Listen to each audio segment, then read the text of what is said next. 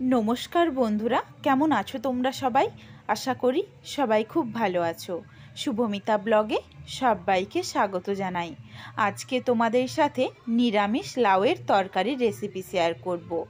पाते जदि एई तरकारिटा थाके ताहले भात रुटी कोनो किछु खावारई आर कोनो झामेलाई थाकबे ना। थाला चेटे खेते बाध्य हबे। रेसिपिटा एतई सुस्वादु हय। एई निरामिष रेसिपिटा आमी आज के सबथेके सेरा पद्धतिते तोमादेर साथे शेयर करब। बाड़ीते अवश्यई एकबार लाउएर एई रेसिपिटा बानियो, एटा आमार अनुरोध रइल तोमादेर काछे। रेसिपिटा केउ स्किप करो ना, स्किप करले किन्तु अनेक किछु मिस करे जाबे। कन्टिन्यू करते थाको, आशा करी रेसिपिटा तोमादेर भालो लागबे। एखाने आमी एक मुठो छोलार डालके प्राय 3 থেকে 4 घंटा समय निये भिजिए रेखेछिलाम। छोलार डालटाके जल झरिए एकटा बाटीते निये नियेछि। एइदिके एकटा छोटो साइजेर एकदम कचि नरम लाउ नियेछि। लाउएर खोसाटा आगे भालोभाबे छाड़िए नेब। खोसाटा छाड़िए नेওয়ার पर आमी आबारो एकबार गोटा अवस्थातेই धुए निয়েছি। तार कारण लाउटा काटार पर आर धोया जाबे ना, ताहले लाउएर मध्य आरो अनेकटा जल थेके जाबे। रान्नार समय किन्तु अनेक जल छाड़बे। एई जोन्नो लाउएर खोसाटा छुले नेওয়ার पर गोटा अवस्थातेই धुए निते हबे, काटार पर आर धोया जाबे ना। एदिके देखो एकटू मोटा करे आमी ठीक चौकोभाबे केटे निচ্ছি लाउटाके। लाउएर माझे जेटुकू एकदम नरम अंश एटा देखो ठीक तोमादेर आमी देखिए दिচ্ছি। এই অংশটাই একটু বড় রাখতে হবে, নইলে কিন্তু এটা একদমই গলে যাবে। পুরো লাউটাই একই রকম ভাবে আমি চৌকো শেপে কেটে নিচ্ছি। লাউ দিয়ে লাউ চিংড়ি তো অনেকবারই বানিয়েছো, তবে বাড়িতে অবশ্যই একবার লাউয়ের এই রেসিপিটা বানিও। সম্পূর্ণ নিরামিষ এই রেসিপিটা খেতে কিন্তু অসাধারণ হয়। লাউটা কাটা হয়ে গেছে। এরপর কড়াইয়ের মধ্যে আমি 1 চামচ পরিমাণে সরষের তেল গরম করে নিয়েছি। রান্নাটা অবশ্যই সরষের তেলেই করতে হবে। তেল খুব ভালোভাবে গরম হয়ে গেছে। তারপর দিয়ে দিলাম কেটে রাখা লাউ। লাউয়ের স্বাদ অনুযায়ী লবণ, হাফ চামচ হলুদের গুঁড়ো, হাফ চামচ দিয়ে দিলাম ঝালের জন্য লঙ্কার গুঁড়ো। এটার মধ্যে ঠিক যেমন ঝালটাও হবে তেমন কিন্তু কালারটাও সুন্দর আসবে। এরপর হাই ফ্লেমে লাউটাকে নাড়াচাড়া করে নেব, যাতে লাউয়ের জলটা বেশ অনেকটা বেরিয়ে যায় আর অনেকটা জল শুকিয়েও যায়। এখানে ঢাকা চাপা দেওয়ার কোনো দরকার নেই, নইলে কিন্তু লাউটা একদম গলে যাবে। এদিকে দেখো লাউ থেকে বেশ অনেকটা পরিমাণে জল ছেড়েছে আর অনেকটা জল শুকিয়েও গেছে। এই পর্যায়ে 50% লাউটা সেদ্ধ হয়েছে। এরপর আমি লাউটাকে নাবিয়ে রেখে দিয়েছি। ওই কড়াইয়ের মধ্যেই আবারও দিয়ে দিলাম 1 চামচ সরষের তেল। তেল খুব ভালোভাবে গরম হয়ে গেছে। এখানে আমি কিছু ফোড়নে দেব। প্রথমেই দিচ্ছি হাফ চামচ গোটা জিরে, 2টো তেজপাতা, একটা শুকনো লঙ্কা। এই ফোড়নগুলোকে কয়েক সেকেন্ড নাড়াচাড়া করে ভেজে নেব। এখানে তোমরা জিরে ফোড়নের পরিবর্তে 5 ফোড়নও দিতে পারো। তোমরা যেটা খেতে পছন্দ করো সেটাই দিয়ে দিও, সেটা দিলেও কিন্তু খুব ভালো লাগবে। গ্যাসের ফ্লেমটা লোতে রেখে দিয়ে দিলাম 1 চিমটি হিং। হিংটা দেওয়ার সময় একদমই যাতে কড়াটা খুব গরম না থাকে। কড়াই যদি বেশি গরম থাকে তাহলে কিন্তু হিংটা পুড়ে গেলে খেতে ভালো লাগবে না। তারপর দিয়ে দিলাম 1 ইঞ্চ পরিমাণ আদাকে অল্প একটু জল দিয়ে একদম মিহি করে বেটে নিয়েছি। আদা বাটাটা দিয়ে নাড়াচাড়া করে ভালোভাবে কষিয়ে নিয়েছি। খুবই সামান্য মশলা, দেখো নামমাত্র মশলা দিয়েই এই রেসিপিটা আজকে বানাবো। ভালোভাবে মশলাটা কষিয়ে নেওয়ার পর দিয়ে দিলাম হাফ চামচ জিরে গুঁড়ো, হাফ চামচ ধনে গুঁড়ো, হাফ চামচ কাশ্মীরি রেড চিলি পাউডার।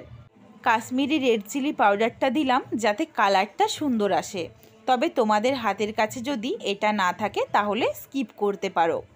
দিয়ে দিলাম সামান্য একটু জল। এখানে আমি গরম জলের ব্যবহার করছি পুরো রান্নাটাতেই।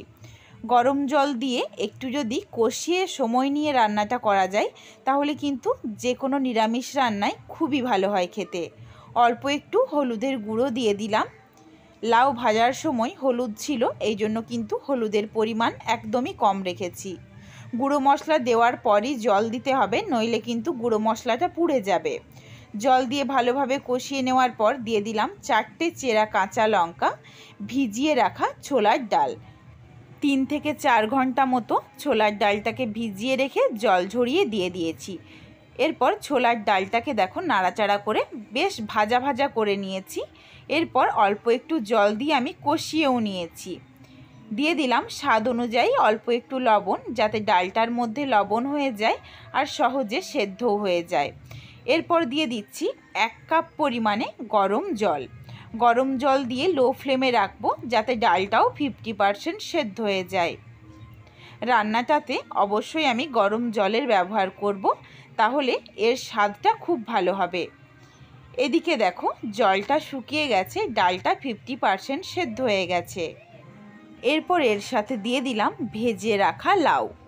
লাউটা দেওয়ার পর নাড়াচাড়া করে ভালোভাবে কষিয়ে নেব এই মশলার সাথেই। লাউটা দেওয়ার পর দেখো আমি ভালোভাবে কষিয়ে নিয়েছি, বেশ আরও অনেকটা পরিমাণে জল ছেড়েছে। এইভাবেই জলটা পুরোটাই শুকিয়ে নেব, যাতে লাউয়ের জলটা খুব ভালোভাবে শুকিয়ে যায়। নাড়াচাড়া করে নিয়েছি, দেখো জলটা আর নেই, পুরোটাই শুকিয়ে গেছে।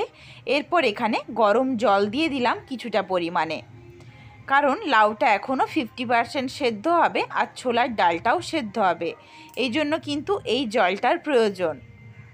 তবে তোমরা চাইলে এখানে জলের পরিমাণ আরও একটু বেশি রাখতে পারো। লাউটা একটা দেখো তোমাদের আমি ভেঙে দেখিয়ে দিচ্ছি, সুন্দরভাবে সুসেদ্ধ হয়ে গেছে। আর ছোলার ডালও একটা চেপে দেখিয়ে দিচ্ছি।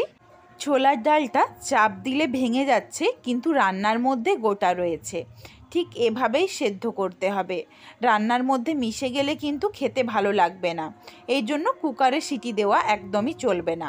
সব কিছু ভালোভাবে সেদ্ধ হয়ে গেছে। এরপর দিয়ে দিলাম 1 মুঠো ধনেপাতা কুচি, 1/2 চামচ গরম মশলার গুঁড়ো, 1 চামচ টমেটো কেচাপ।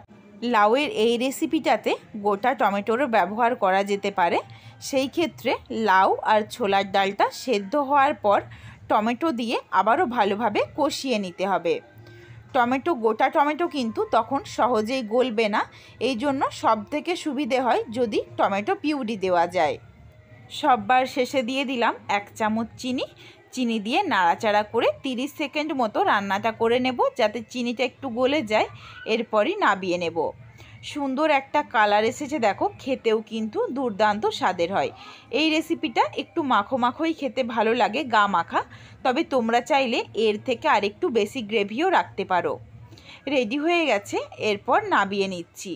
অসাধারণ একটা স্মেল এসেছে আর দুর্দান্ত স্বাদের, দেখতেও কিন্তু খুবই সুন্দর। বাড়িতে অবশ্যই একবার লাউয়ের এই রেসিপিটা বানিও, এটা আমার অনুরোধ রইল তোমাদের কাছে। রেসিপিটা যদি ভালো লাগে তাহলে লাইক করো, শেয়ার করে বন্ধুদের দেখার সুযোগ করে দিও। তোমরা যদি এই রকম নিত্য নতুন রেসিপি আরও পেতে চাও, তাহলে অবশ্যই আমার চ্যানেলটিকে সাবস্ক্রাইব করে পাশে থাকা বেলটি অন করে অল নোটিফিকেশান অন করে দিও, যাতে আমার প্রত্যেকটা রেসিপির নোটিফিকেশান সবার প্রথমে তোমাদের কাছে পৌঁছে যায়। আবারও খুব শীঘ্রই হাজির হচ্ছি নতুন কোনো এক রেসিপি নিয়ে। পরবর্তী রেসিপি দেখার আমন্ত্রণ রইল। পুরো ভিডিওটা দেখার জন্য অনেক অনেক ধন্যবাদ। তাহলে আজকে আসি, সবাই ভালো থেকো, সুস্থ থেকো।